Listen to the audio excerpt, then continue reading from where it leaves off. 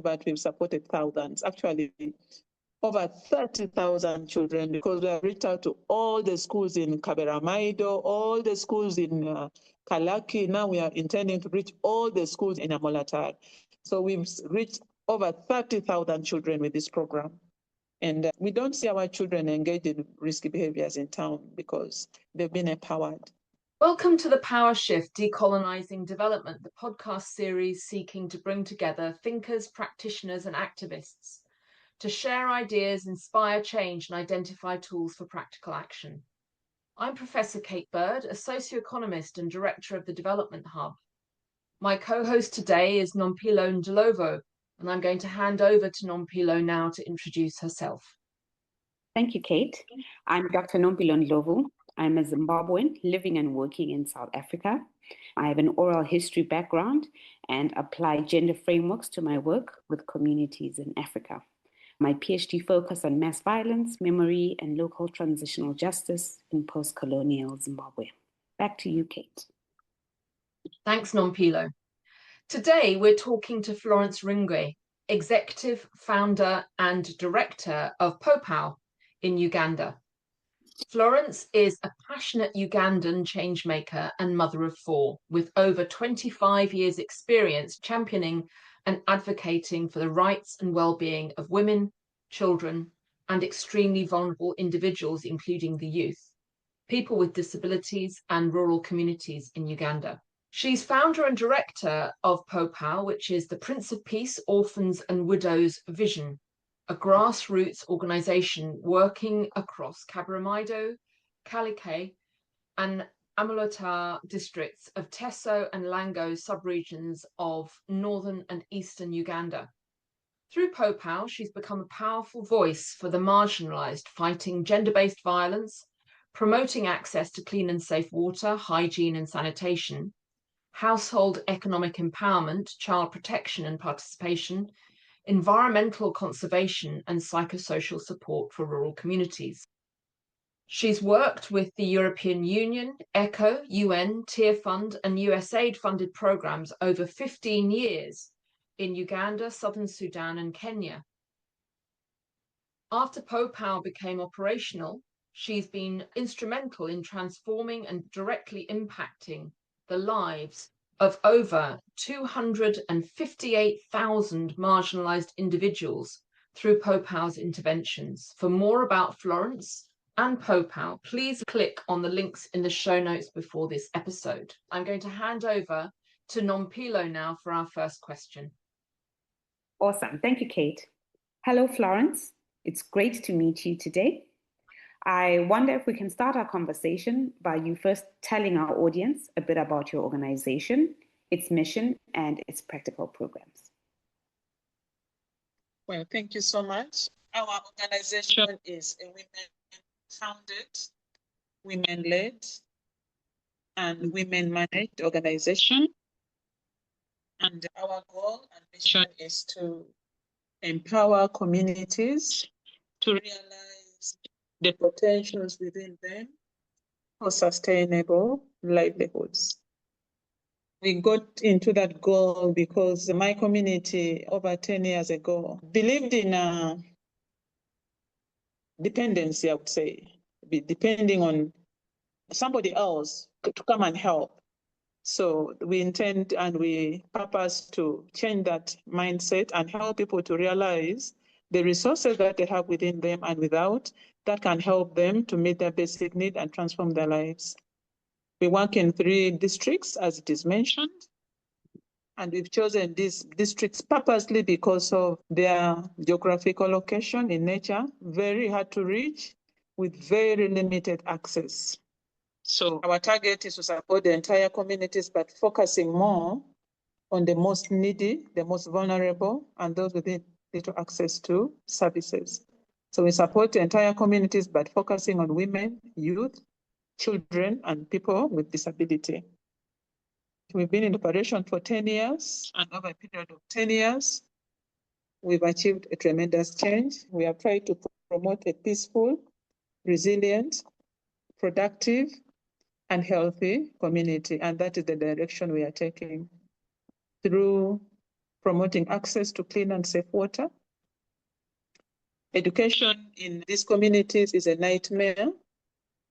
Absolutely no access. In the 3 districts, we have what we call universal primary education and universal secondary education, which is purposed to promote free education. But it's never free because the infrastructure itself does not enhance the free education. The household vulnerability cannot even allow them to meet the little needs that can enhance the free education, like uniforms and scholastic materials. The distances from school, one school to home, is a nightmare.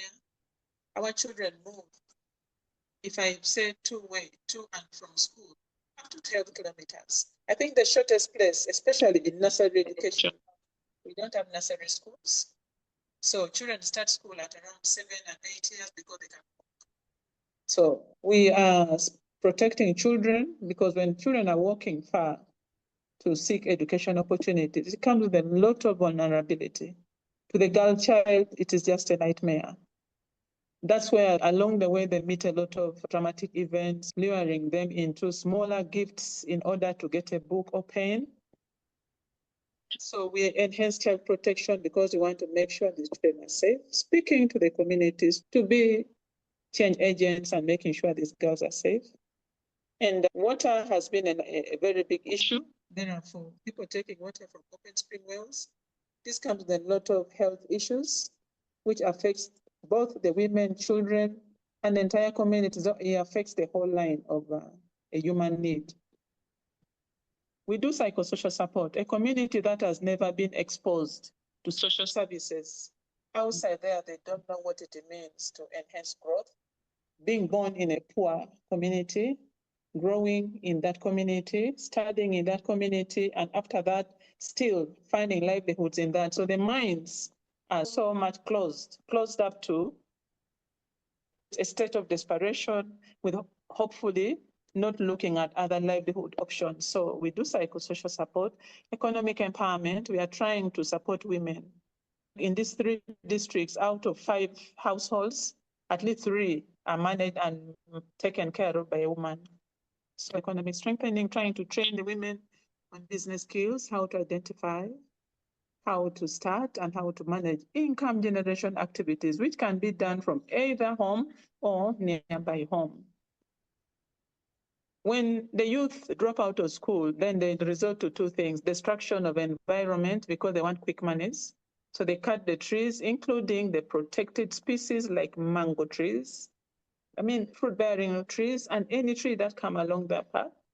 They destroy it to make bricks, which they want to use for making money. If you look at the value of the mango tree, which has grown for over 80 years, then you cut it and then just sell the outcome for only $5, $6.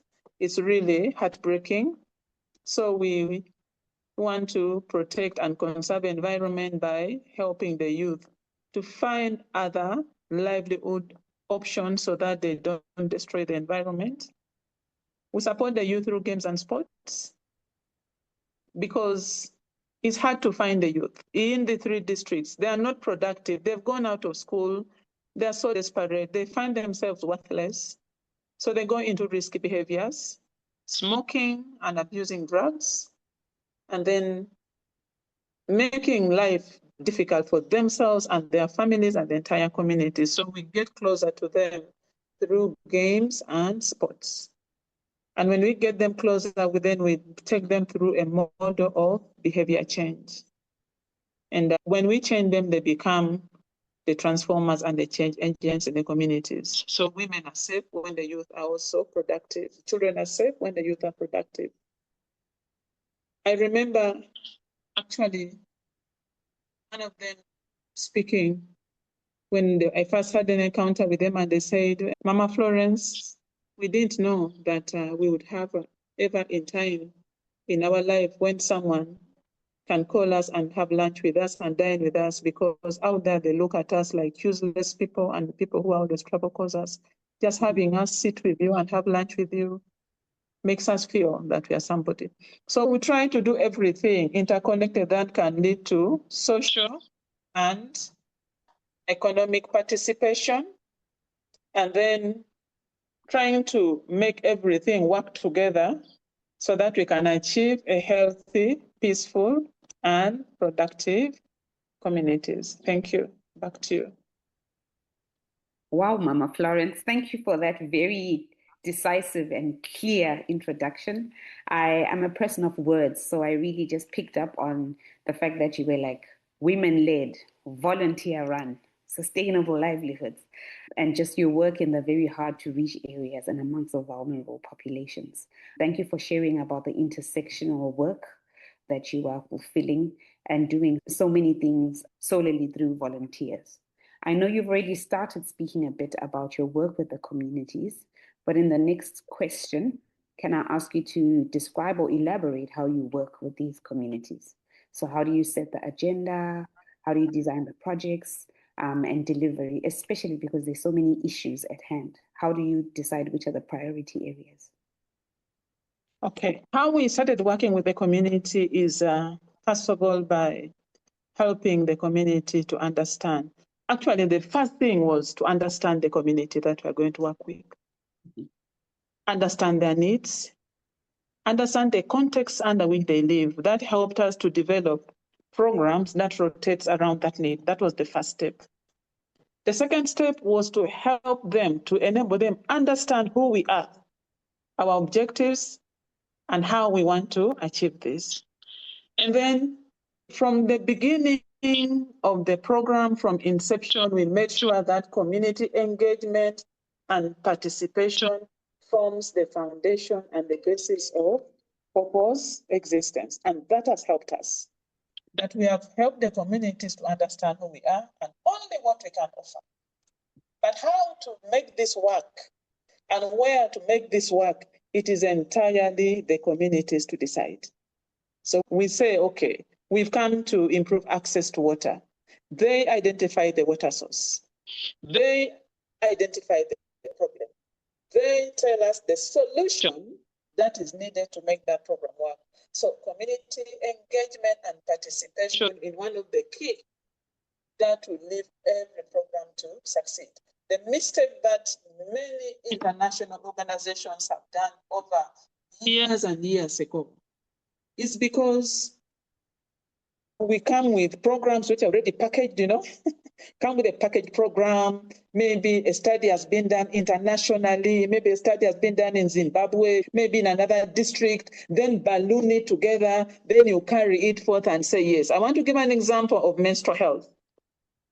Menstrual health, when I was in Northern Uganda, over 20 years ago, the first thing I heard was, girls drop out of school because they cannot afford pads.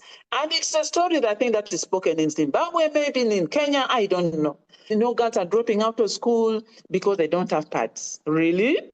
I said, but how can this become a general problem in the entire Africa or in the entire Uganda? So sometimes we try to bring things which don't work, which are not practical, which don't apply to a particular context, and then we assume it will work for the same. The fact that I am poor does not mean that the poverty level that I'm facing is the same with the man in the neighborhood. No, poverty levels vary. So understanding the context under which we work, understanding how powerful the people can be, the solution is there. They are the best people to solve their own problems. You can only do that if you give yourself a listening ear and a mind to understand them. So that is how we've managed. And I want to tell you something that I've always pride in. Activities, you see us doing a lot of things, we don't have funds. The only funds we have is from Search for Water. And it's basically to promote access to water, hygiene, and sanitation. And it's basically to suit that need, administrative need, to make sure this water comes. Women's empowerment, women's participation, children, child protection, all these are done by without money. So we built a lot of trust because of engaging women. They come and we talk. We talk about the issues. And then we see workable solution, maybe using conflict, peaceful conflict solution. So that approach has made us to succeed. community engagement and participation, and then making use of the locally available resources that people can put their hands on to solve this problem. And finally, maximizing the usefulness of the little resources that we get to make it meet this need and fulfill our desired goals and objectives. Thank you. Okay. You are very passionate about the story, and it shows. Can you tell us what has inspired you to do the work that you do? I grew up a privileged child. I grew up in the city, in Kampala. And I know as a child, I lived in a house which had electricity, a house which is self-contained. But outside that house, I remember how I used to go with my mother to the market. And outside that house, life was different for the children. Like me, that time I was a child. It was different. I saw children living in the streets, putting on torn clothes. And then I would see people putting on torn clothes, but my mom and dad don't put on torn clothes. And that disturbed my mind as a child. And yet I couldn't ask anyone because no one would explain to me. I carried that question. But why? Why are these children begging? I lived with it. At the age of 17, I remember whenever it rained, I would not sleep. I remember inside my bed, on my blanket, whenever rain fell, I would remember someone is sleeping in the cold. Some child is sleeping in the cold. So I would find myself throwing the blanket away from me on the bed because the pain would linger in me. It is something that I lived with, something that burdened me from childhood. So that kind of thing. So when I saw the women, when I saw that injustice, when I got married, I decided to leave my married home. Again, I married to a well-to-do family. My husband was well-to-do. We had a lot of food on the table. And when I heard about the conflict in Northern Uganda, people were dying, and people were running away from Northern Uganda to Kampala, to the cities, people who can afford. I chose to go there. And my husband's brother asked me, Florence, what is wrong with you? You have everything you have in the house. Jonathan brings for you food. You have everything, and you want to leave this place, and you want to go to a war-torn area, you want to die? I told them, I don't want to die, but I have no power to control death. If I'm destined to die in that place, I will die. I have no control, but I am going there. If I'm not destined to die, what do you want to go to do there? I told them, if we all run away from a situation where people are suffering and dying simply because we have the resources to protect ourselves, who will be there for them? I will go. I told my brother-in-law, he loved me so much. And then I went and found the worst of it. I found women living in the camps. Again, I lived in a very beautiful house. I lived next to the member of parliament. My house was big. And people would move in the night and they would sleep on the veranda because the veranda was large outside. They had nowhere to put their head. So women and children would live under my veranda. Oh my goodness. I wouldn't sleep again. So I would open my door and open the gate. It was a rented house. The landlord didn't allow anyone to enter in the house compound. I said, I will open. If they chase me away, I'll go. So again, I opened the door and people would sleep under my bed everywhere and I would feel peace. So my passion, it's something in my heart, just to do something to change and transform a life. I believe that bloodstream moves the same way. Every time I pinch my body, I know that if I pinch my body, the same pain I feel is the same pain someone is going to feel. So being in a place of comfort, I go to school and I have all the food I have and someone doesn't have it, no. There's something I should be able to do to that. That inspires me. And so with that inspiration, I've transformed lives. I wrote in my book, in one of my submissions, in Northern Uganda, 10,000 people. I know them by name. It is over 15 years since I left the place. I know them by name because they live in me. 10,000 people, majority were women. I still have them in my heart. I get so many of them and I transfer them. So what inspired me to start POPOW? I know that there's something I can always do to change a life. So that has made me to resign from my job I was getting. And then I resigned from my job, an international organization, and I started POPOW, and I've never regretted since that time. I suffered a little when I resigned from my job. My children didn't have money to go to school. Yes, that happened for 5 years.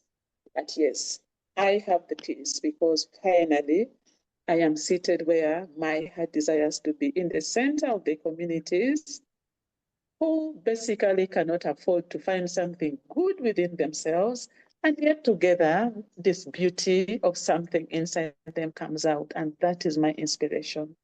Transforming people, creating a spirit of resilience in people, and then hope. Thank you. Back to you.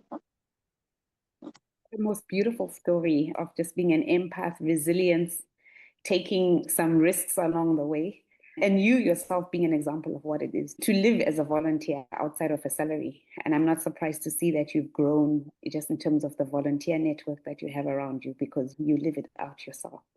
Let me hand over to Kate. I know you'd already mentioned Search for Water, and I think she will take the questions over from you. Thanks, Nompilo.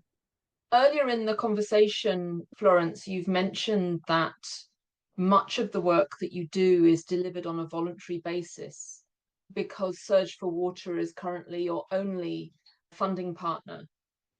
I wonder if you could tell us a little bit more about your partnership with Search for Water and how you first met people from Search and how you developed your partnership. I met Search for Water in 2015. I think May, I wrote a proposal and I gave to a friend who happened to know Shilpa. And she delivered this proposal to Shilpa. It was passed. At that time, I knew only Shilpa. I didn't know Search for Water. So she wrote to me a mail accepting to work with us. It was a very small proposal. And it was a very small amount of money. I think about $4,000 was what we asked for. So in the same year, Search gave us that money. We did a lot and work with a little money, had a lot of impact. Yeah, we had a lot of impact. Actually, Search gave us money to to rehabilitate 3 wells, which we did perfectly well. And then Shilpa, in a team of 3 other women, came to Uganda in November of the same year. That was 2015. 3 months hardly, because it started in June. July, August, September, October, November, 4 years, Shilpa came to Uganda with a team of 3 volunteers, very great women. And we bonded so well, something that was so strange, so unique about Search for Water. Allow me to refer to Shilpa so much because she is at the forefront of all of this. So as I talk about Search for Water, most frequently I'll mention Shilpa, but I know she worked with a team of people. So when they came, one, unlike other development partners, let me use the word donors. Unlike other development partners that I've seen, even in my previous engagements with international organizations, Shilpa and the team came right to Kaberamaido, a place where there's no access to roads. It's almost 425 kilometers from the city, from Kampala to Kaberamaido. There is no tarmac at all. All the roads are full of potholes and dust. It's a community where inside Kaberamaido, there are even no roads. You walk through path, meaning just where your foot can walk in, small as this. So it is all grass. It's very uncomfortable. But Shilpa and the 3 ladies walked the journey with us. What touched my heart most, I took them to a place where there's no water completely. It was a school which is very far from others, and children don't study so much. It had 250 children because it's hard. It's a landing site. Shilpa and the team went with us and they walked through the swamp. They walked in the swamp. They walked on those mountainous places. And when they came out of that water, I saw patches of black spots on their skin because they were not used to walk in such a place. They sacrificed everything about them. And then they suited in our situation. Shilpa and the team put themselves in my situation. They put themselves in the situation of the needy. That is one thing that I saw that was different. And when they came, they sat down where we sat and they ate with us and they ate with the needy people. And I remember a group, so many poor children who hardly had anything to put on. And they loved the children. I could see the passion. I could see the love full in their hearts. I could see their hearts melting with pain, seeing the suffering of these children. That is one thing. So they put themselves in our situation. They understood the context. Now, Search for Water is a partner which does not dictate on you, just like I do my things. I understand the need of the communities, and I ask them how best we can work together to solve problems. Same approach. Search for Water will understand the context where we work in, and they will do what suits our need. They don't have strings attached. So they've been such a unique partner that I've never known, I've never met. They're so real. They work with their hands on, not only eyes on, but hands on. So beyond giving us the funds, they build our capacity. We created a network. They are so flexible, fast to understand, and very patient. If where our weaknesses are, they'll always hold our hands and make us to move together. They are not part of school. You have not done this, so we are not going to work with them. No. They look problem, and then they'll together work with you to solve. So that's a partnership I've worked with Search for Water. And I can't just describe them. They are beautiful, they are good, and over a period of time, they have come. They have come again and again to places where people don't reach. So I want to thank them so much. And yeah, that's what I want to say about them. But also, it is only through Search for Water that we have been able to improve access to water to the community. Now I think we are at 75%. Our contribution to access to water in the districts that we are in is 75%. The only partner organization that have enhanced access to water in the communities, the only organization that have given us opportunity to speak to the girls about their bodies, about menstrual health, and then making them responsible and safe. Thank you so much. Thank you very much, Florence. Could you tell us a little bit more about the menstrual health program that you run? The menstrual health program targets children aged between 9 years to 17, that is at primary level. And at secondary level, about 9 to 17, that is primary level. Then about 18 to 20, 23, 24, to secondary level. So it helps us to get these children together. And then we help them to understand three things. One, the stigma surrounding menstrual health, taboos surrounding menstrual health, and enhance their power to understand, equip them with the insight to make good decisions and break this barrier. In a nutshell, I would say, if they're saying that when you begin menstrual health, it's a woman, you have to get married. Through this engagement in menstrual health program, the children should have to know, when I'm menstruating, I'm simply growing up. The body changes, it signifies growth. It's not about marriage. So then that's what we do with menstrual health. But we've introduced another program to enhance menstrual health, which we call it the Girl Icon Program. We do Search for Water and Milan Foundation. We are now getting these girls from understanding the stigma, barriers surrounding menstrual health.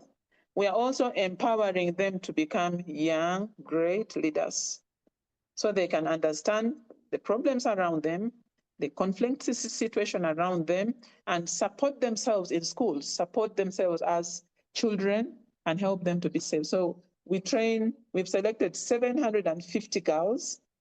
We call them the Girl Icon. They are leaders in the school, prefects, head girls, class monitors. And then they identify each one of the 750 girls identifies 10. Each person identifies 10 behind her. So that's another program we're enhancing to enhance menstrual health. And for these 10 years, I need to get the data and send to you, but we've supported thousands, actually over 30,000 children, because we have reached out to all the schools in Kaberamaido, all the schools in Kalaki. Now we are intending to reach all the schools in Amolatar. So we've reached over 30,000 children with this program. And we don't see our children engage in risky behaviors in town because they've been empowered to understand what menstrual health is and the stigma surrounding it. Thank you. Back to you. Thank you, Florence.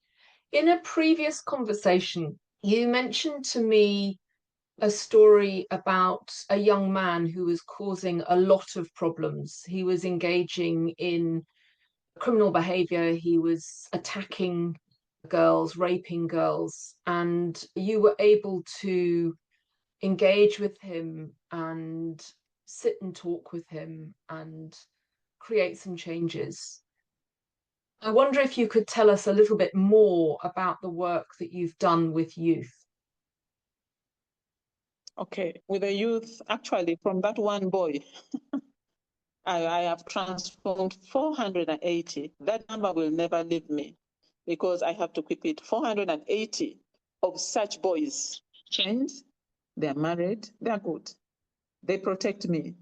I used to fear them when I first came, but now they protect me. So we are friends. We work hand in hand. But from there, we introduced games and sports.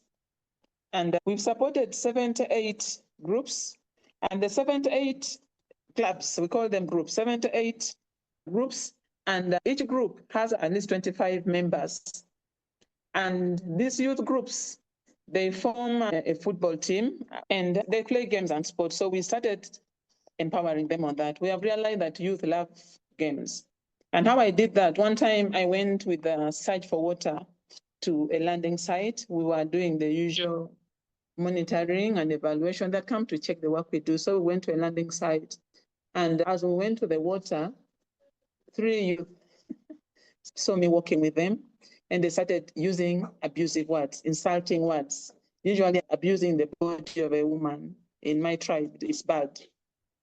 And then they wanted me to hear. Of course, the team from Search for Water could not hear. I just looked at him and I called him to me and I said, what you're saying is not good, you know? It's not good to insult women, to abuse the body of a woman. Why would you do that?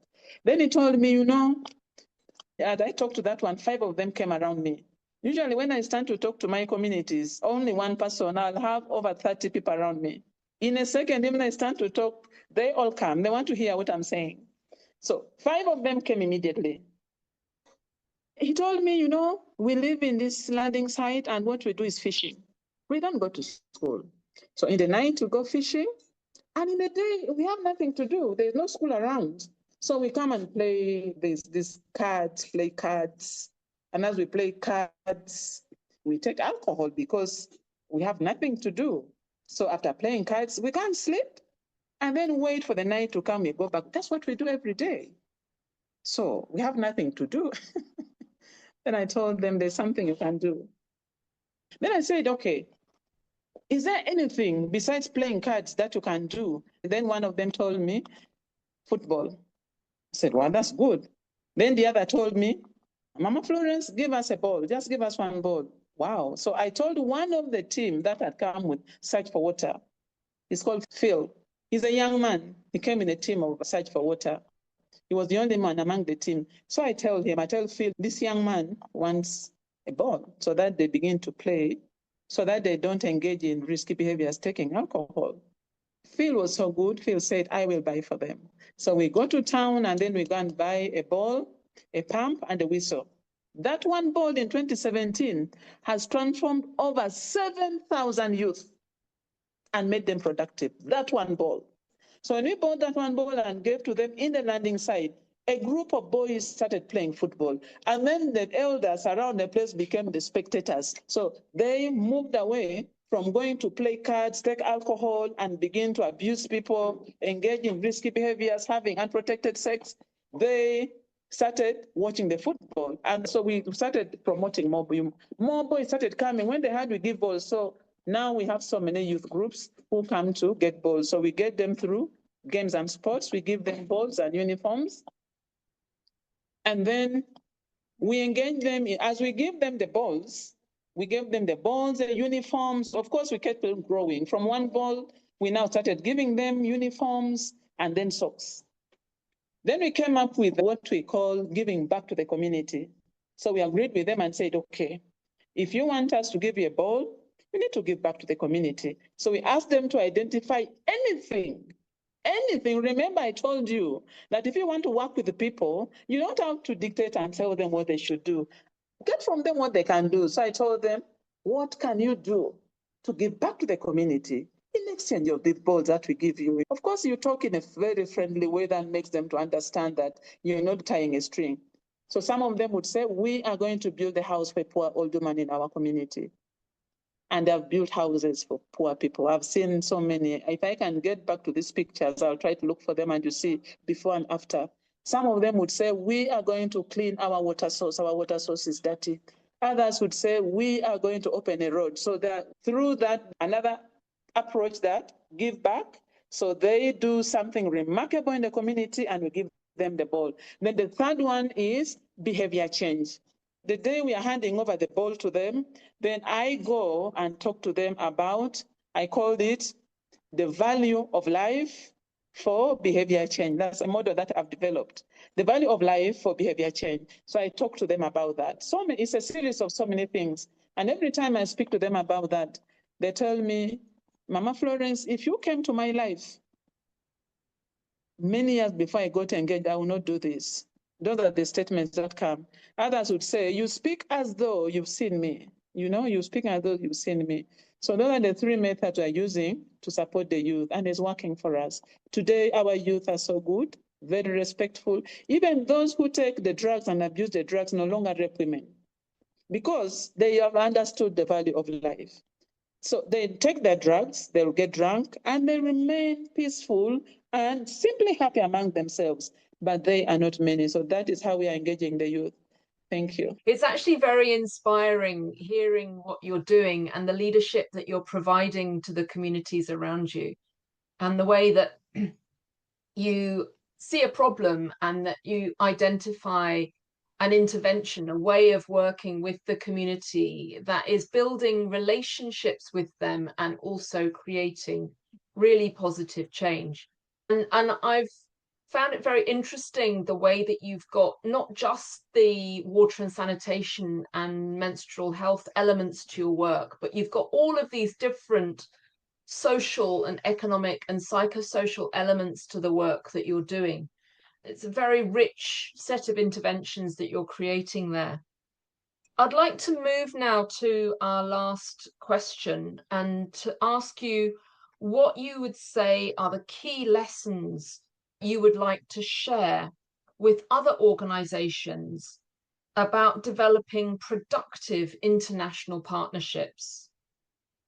And can you relate the lessons that you've identified to the anti-racist and shift the power movement in the global development and humanitarian sector? The key lesson that I've learned is every human being, irrespective of color, irrespective of their economic status and social status, is great. They're all great in their own ways too. Every human being is unique in their own ways. Irrespective of color, race, or whatever, every human being is unique. And in that uniqueness, there's something good inside every person, in that uniqueness. And there is a potential, not only a potential, a great potential in every human being. So if we want to support and transform a human being and bring change in the societies, we have to appreciate that fact that this person that we are looking at, there's something great in that person that can transform his own life. I want to give an example. Humanitarian organization that I worked in before. I remember there was a lot of food. And let me give an example. Allow me to give this example because I saw it. I saw World Food Program in Northern Uganda. People were living in a camp. You don't have access. The gardens are there. People were forced to come and live together in a 5-acre piece of land, and thousands of them were living in that place. And that decision came, I don't know from where, as a way to keep people safe. Because outside them, the assumption was there was danger. It was true. There were armed soldiers outside them. So the only solution that somebody thought was get them together in one place, surround them with their guns behind there so that they're safe. That was wrong. It was good, but it was not a durable solution. Now, Getting them together is just killing the potential. So when they brought them together, in African culture, especially where we are, we live through livelihood. You go to the garden and dig, get your food, keep your cattle, keep your goats, and that is your power as a man. And then a woman has so many children around her, they're playing. Now, putting them together means a man will not go to the garden. You will not go to the garden. World Food Program will bring for you food and distribute because you are being kept safe. So their potentials were killed. They started drinking. Men started taking alcohol. I am not saying that was a bad thing. It was done in good intention. It was done in good gesture. But international organizations and developers must, first of all, understand the problems people face. Understand the problem I am facing. Understand what has put me in that situation and what has caused that problem. And then understand from me what I think the solution is. So that is one thing I've learned, that understand the people, understand their problems from them, and then design solutions that suit that particular problem and that particular need. Now, if you have a group of people living together in a society, then chances are high that their problems are the same. Their social and economic backgrounds are the same. They live in the same place. So that means if you understand their problem, then you design an intervention that suits their problem. That is one. Understand the problems of the people, understand their needs, and understand the solution by them. Then design programs that rotate around that need. Don't make it uniform. That is lessons I've learned. Two, the idea of saying that someone is poor, someone needs help, simply kills the initiative. No. Identify the potential in people, and then if you want to help them to, first of all, use that potential inside them, and then bring that support just to strengthen them or to enhance them. If you give me money and you're going to give me $10,000 and you don't know how much money or if I've had even $1, then I'll get excited. And chances are I'll misuse the dollar because I have never held it. I've only held $1. So I think understanding the problems of people, understanding them and helping people to define that. Those are the key lessons I've learned. And then help people to participate. Help them to manage it. Give it to them, let them manage it. Don't bring it and then manage it for them. Once you understand their problems, once they understand you, build trust in them. If they don't know how to manage their own problems, then build their capacity to manage their problems. I think that's what I have to say. And that approach has made POPOW to shine. We are the best NGO. Actually, in the region, we are the best. And there's something I've learned, Kate, and I feel bad about it. We do great things down here, but we are not feasible. You know that. We are not feasible. We have great people down in the oceans. We have great people in Africa, down in the forests. We have great women down in the forest. But until you know that there's a forest somewhere in Kaberamaido, and unless you know that there are people living in that forest, unless you see the people living in that forest and understand them, you'll never know. We do great things, Kate. If there was any donor who is looking for where to put funds, we are a people that would need that money. Because one, we are transparent. Two, we try to make sure that every support that comes to us reaches the person. Imagine we don't have money to support children in school. Just imagine that. We don't have money to empower women, to give them the little money to support their businesses. But here we are doing the little. So I think that's what I want to say. And then in the current humanitarian system, if you give people handouts, I call them handouts. If you're giving people something for free, it's not so good because you kill the potential inside them and then they feel there's nothing good that comes from them. So they'll always want to receive it. So if you're going to support the humanitarian organizations, if you're going to give, first, build on what is existing. First of all, see what I have and what I can offer, and then support me to move a milestone. And to the humanitarian organizations, I think they have to find means of verifying. They have to find means of measuring change and the impact created out of these interventions. If you're supporting POPOW, you first of all need to develop tools that can help you to measure the change over a period of time. If you got me in a certain way, then you should be able to support me to the point that you can see the change. And not to come with a program, 5 years, you implement it and you're done and you've gone away, you're getting beautiful reports and situation remains the change. To prove what I'm saying, if all the support that we get from external sources, it could be nationally or internationally, were sustainable, today we will not be talking about children who are out of school now, because they would have been empowered, the parents would have been empowered to take their children to school. Now, another thing I want to suggest is try to empower communities to work. Design programs that can help communities to work so that they continue supporting. If you support one child, we produce up to 7 children, 8 children, 10 children. If you pick one child and sponsor, what happens to the rest of the 8 children? So we need to develop programs that are sustainable and that are transforming and that can change lives. I think this is what I want to say about that. Thank you so much. Thank you so much, Florence. You've given a very rich and passionate description of your work and some really strong insights in genuine community-based and grassroots development interventions, which you are driving forwards in a holistic way with very little external support.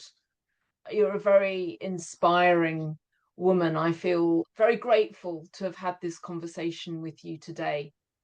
I'm going to hand over to Nompilo now to say a farewell. I cannot echo Kate's words enough. One of the most energizing podcasts we've had in a while. I literally feel like running into the field and doing some work right now. But just to really thank you for your time and to wish you continued success in the field as you have had. And you spoke so much about giving out to the community psychosocially and just doing healing and mending. I just want to say as I leave that we also hope that you have a community of people that speak psychosocially and healing into yourself, so that you are pouring into a community from a place where you yourself are full. But thank you for inspiring us, and take care. I want to say one more thing as we wind up. To prove that if you do programs that transform and change the lives of a person, it speaks for itself. I want to speak to both of you. If ever you want to come to Uganda and come to Kaberamaido or to Kalaki, find a 4-year-old child or any child who can speak and then ask about POPOW. That child will describe who we are and they'll lead you to where we are. So if you ever think of coming to Kumam land, before you see me, if you want to prove what I'm telling you, just get a child, a school-going child. Then you say, I want to go to POPOW. I don't know where the office. Do you know POPOW? They'll describe to you what we do. 4 years, 5 years, children will define who we are. That is how much we have built the relationship and everything that we do with the community, that even children know us and they define us and they can tell everything that we do. If you go to an old woman, the oldest woman that people think is, ask them about POPOW, they'll tell you who they are. And if you ask about Florence, I am not building everything on me around me, but yes, people know me. The rural people know me, yes, more than the well-to-do people. So I am more identical with the rural people, and that makes me proud. So thank you so much. Thank you very much, Florence, and goodbye for now.